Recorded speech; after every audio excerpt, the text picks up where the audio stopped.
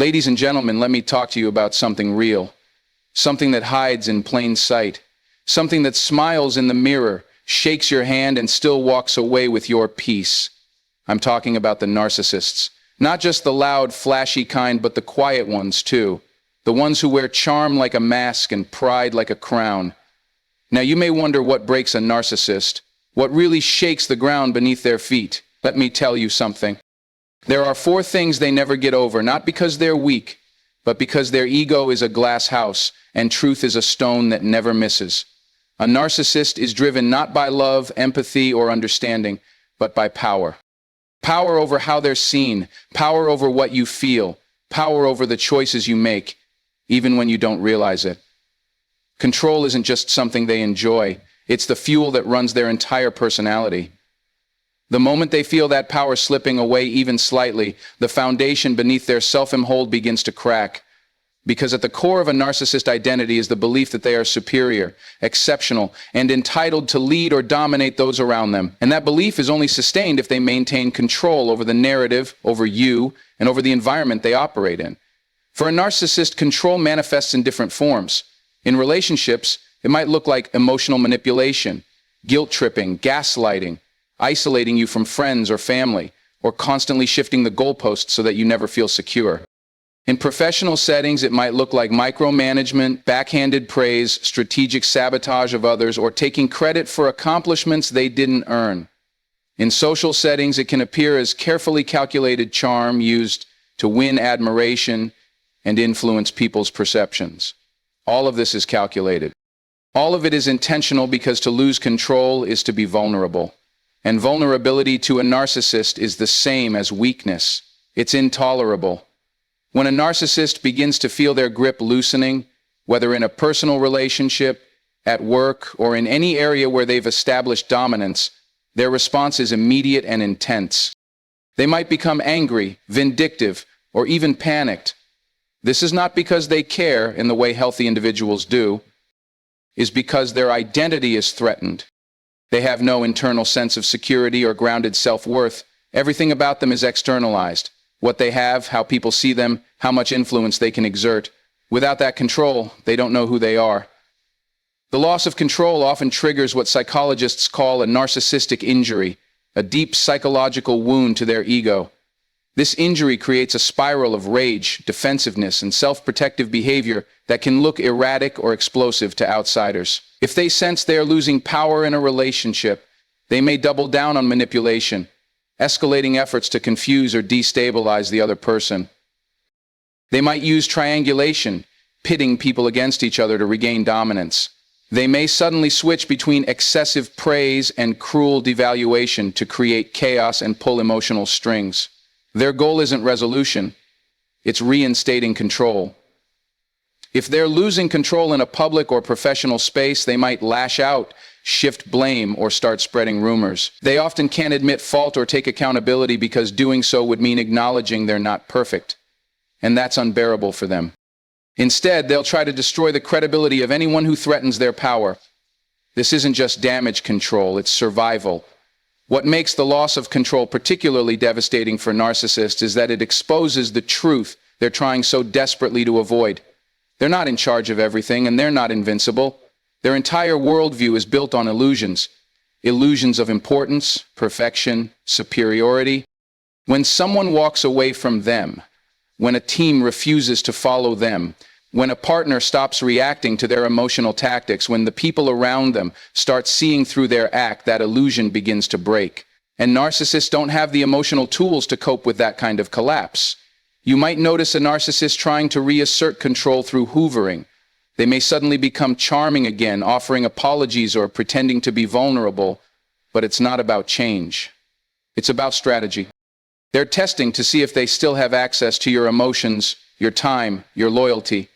If you respond, they know they can still influence you.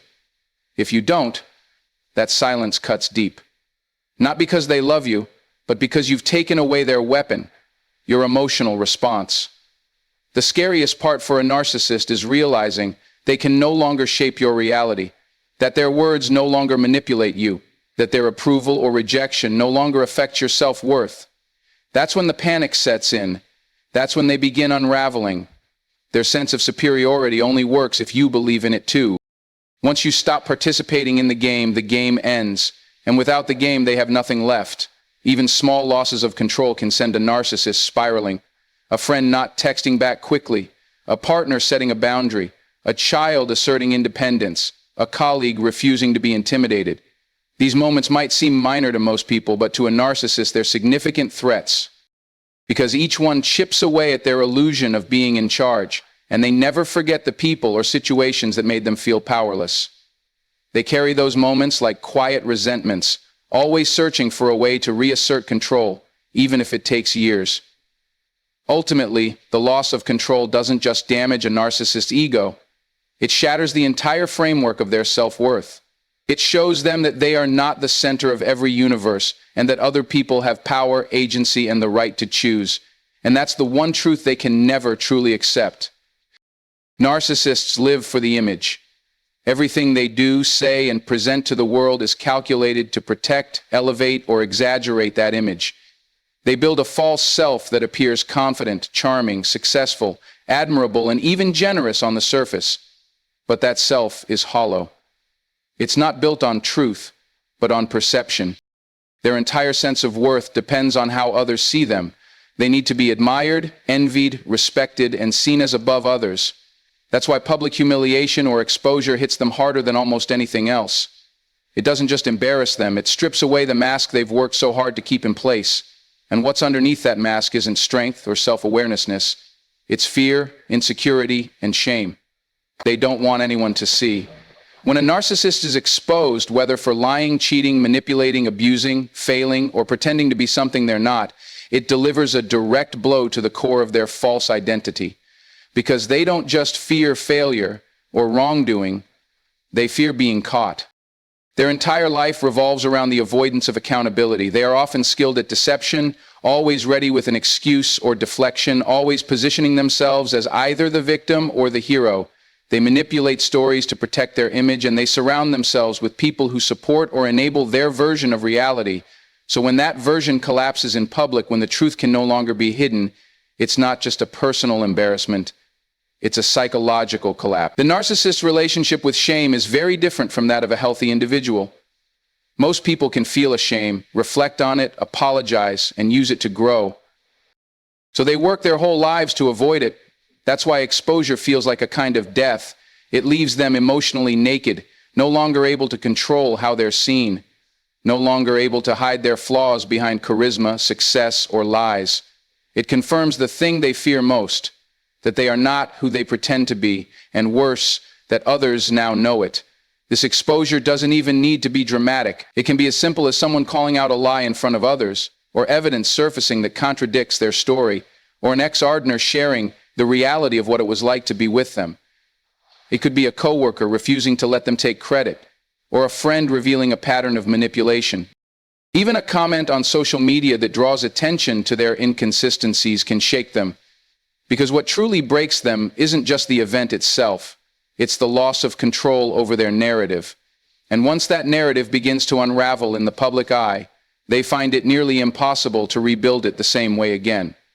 What makes public exposure uniquely damaging is that it triggers a reaction from others. Suddenly, the people the narcissist once impressed or manipulated begin to see them differently. The admiration turns into skepticism. The compliments fade into silence. The loyalty weakens or disappears. Narcissists depend on the reflection they see in others to maintain their self. Without that external validation, they begin to lose their grip on who they are. They feel attacked not just by one person, but by the loss of their perceived superiority in the eyes of many. They may react with rage, denial, smear campaigns, or retreat, but behind it all is deep emotional injury. In many cases, narcissists will try to regain control after a public exposure. They may deny everything, accuse the person exposing them of being jealous, bitter, or unstable. They may work harder than ever to craft a new narrative to discredit what was revealed. They often gaslight entire groups of people using charm or manipulation to make the exposure seem like a misunderstanding or even a deliberate attack on their character. But these tactics only work if people are still willing to believe them. Once that belief is gone, their options shrink quickly. When the audience stops clapping, the performer has no stage. Being exposed publicly also hits on another deep fear of narcissists, the fear of being ordinary. They go to great lengths to appear exceptional, to separate themselves from the rest of the world through status, talent, intelligence, or beauty. When they are publicly exposed, all of that vanishes. The spotlight that once flattered them now reveals the cracks in their story. They are no longer admired. They're questioned, no longer envied, they're pied or condemned. To a narcissist, that fall from grace is worse than failure. In its emotional exile, even if the public humiliation happens on a small scale among friends, at work, or within a family, it can still be deeply traumatic for a narcissist. They will replay the moment over and over. They may plot revenge, obsess over what was said, or spiral into depression. They will often become paranoid, constantly monitoring how others are viewing them, trying to gauge whether the damage has been contained or if the ripple effect is still spreading. They may isolate or overcompensate, but the truth is, once people have seen behind the mask, the illusion is hard to restore. Narcissists can go their whole lives avoiding meaningful self-reflection, but public exposure forces them to confront a version of themselves they don't want to admit exists. It's not just a moment of humiliation that breaks them. It's the ongoing awareness that the lie they lived in is no longer working. And since their self-worth is built on that lie, they are left with nothing to fall back on. They can't rebuild easily because they were never building on truth in the first place. A narcissist operates from a deeply ingrained belief in their superiority. They see themselves as more intelligent, more desirable, more capable, more valuable than others. It's not just a casual confidence. It's an identity built on the need to feel above everyone else. They rank people in their minds, assigning worth to others based on how useful, admiring, or submissive they are. In every relationship, personal or professional, they unconsciously place themselves at the top of a hierarchy. Everyone else exists in service to their ego. So when someone they consider beneath them, someone they've manipulated, dismissed, underestimated, or emotionally controlled, rejects them, the narcissist is thrown into a storm of confusion, rage, and deep internal collapse. To a narcissist, the people they target for relationships, whether romantic, friendly, or even business, are often chosen because of their perceived vulnerabilities. They are drawn to people who are empathetic, accommodating, and eager to please because these traits make it easier to exert control. Once they secure the connection, they begin the process of idealizing, devaluing, and eventually discarding that person. But even in the discard phase, narcissists believe they're in control. If they pull away, it's because they're done using the person. If they come back, it's because they believe they still have power. They rarely consider that the person might be growing stronger, seeing through the facade and preparing to leave them behind on their own terms. Projection in its purest form is a choice. It's someone saying, no more.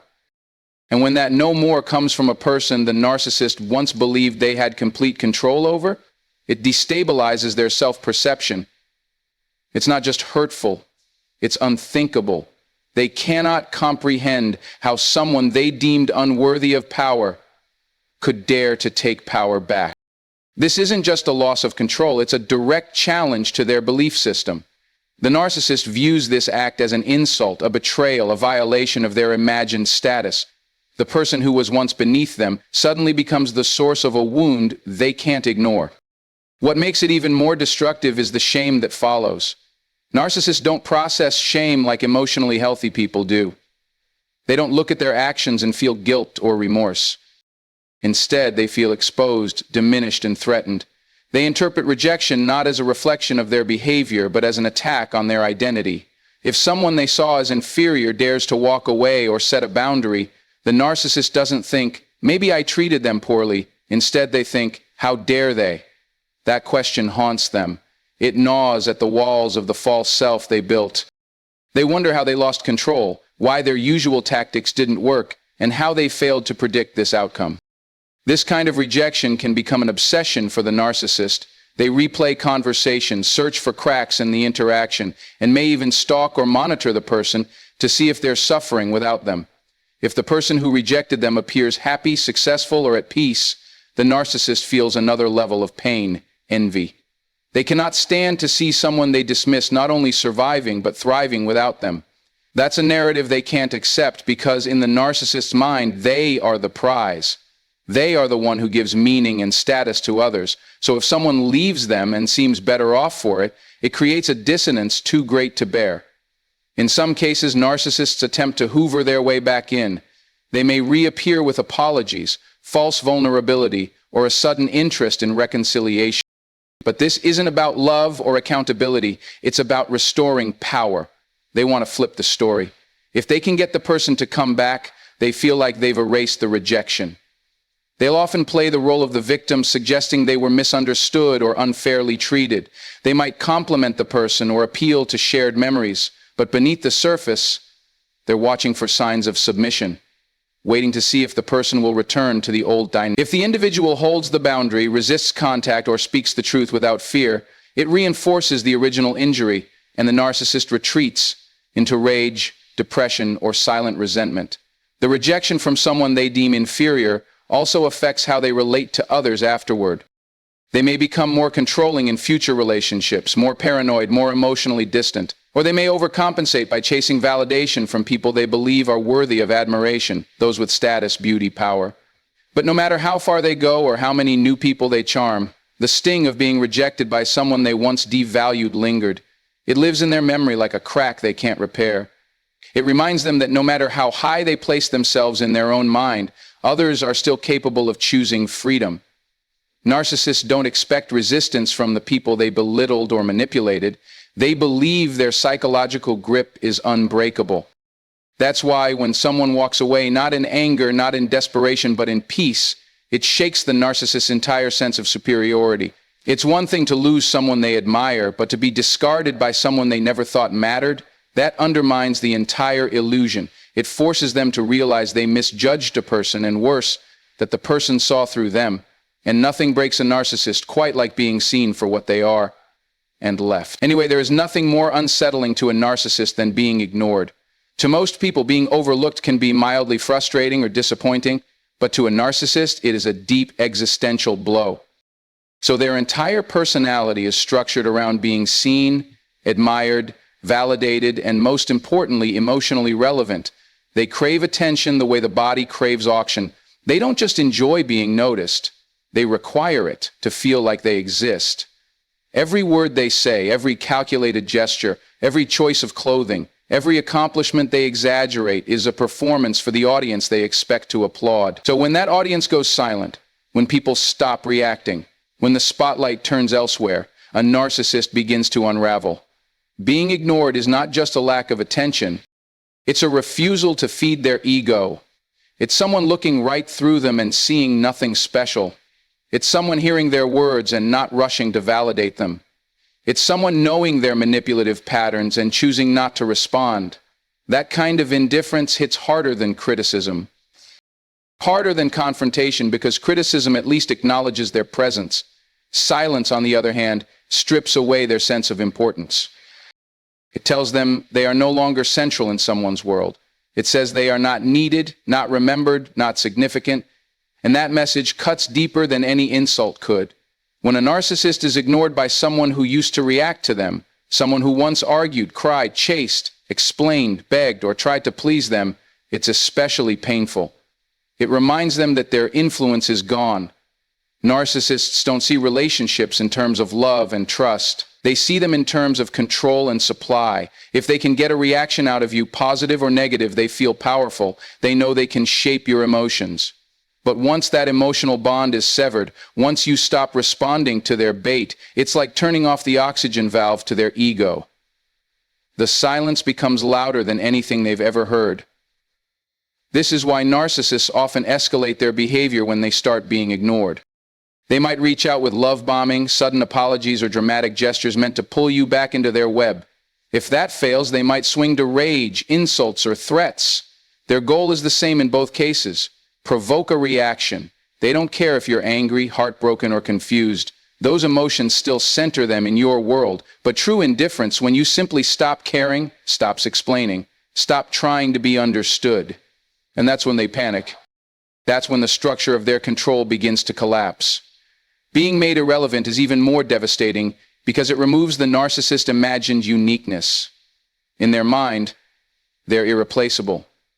They believe that no one else could fill the role they once played in your life. They think their charm, presence, or power was unmatched. But when you move on, when you replace their energy with peace, when you stop referencing them in your story and start building without them, it sends a message they don't know how to digest. It tells them they were not the center. It tells them the world didn't stop when they left. And that kind of revelation wounds them far more than an argument ever could. Narcissists often try to maintain psychic presence in your mind long after they're physically gone. They hope their memory lingers, that you replay their words, that you miss their attention, that you wonder what went wrong. They thrive off the idea that you'll always be thinking of them.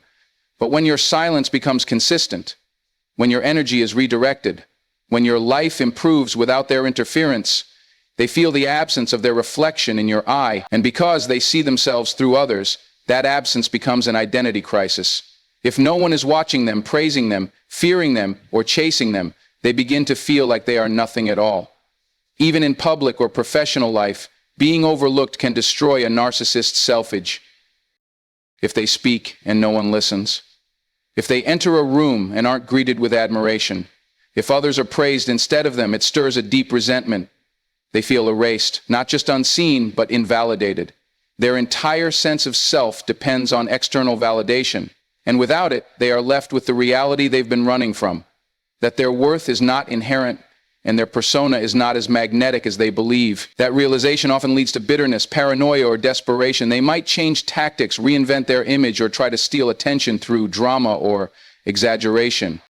But if those efforts also fail, they fall into a spiral of emptiness they cannot escape from on their own. When narcissists can no longer provoke, inspire, or manipulate emotions, they are forced to confront the hollowness behind the mask. They may lash out at others or turn inward in self-pity. But either way, they feel broken. Ignoring them removes their stage. Making them irrelevant takes away the only thing they truly value, the belief that they matter more than others. And without that belief being mirrored back to them, they are left alone with a version of themselves they don't recognize and can't accept. So what truly breaks a narcissist is not what most people think. It's not pain. They can dish that out and walk away. It's not anger. They thrive on emotional chaos. What breaks them is the one thing they can't control: truth. When the truth shows up as public exposure, when rejection comes from someone they thought was beneath them, when they're ignored into silence, when they lose their place in someone's mind, not with noise but with peace, that's when the mask slips. That's when the empire built on image and ego starts to crack. Because underneath that show of confidence is fear. Beneath that charm is insecurity. Behind the manipulation is a deep desperation to be seen as special, as worthy, as superior. But life has a way of humbling even the loudest egos.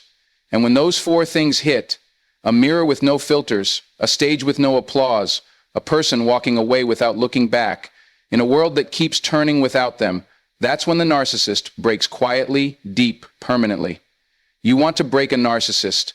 Don't fight them. Don't feed them. Just see them for who they are and walk away with your peace, your power, and your silence. Because in the end, that's the one thing they never get.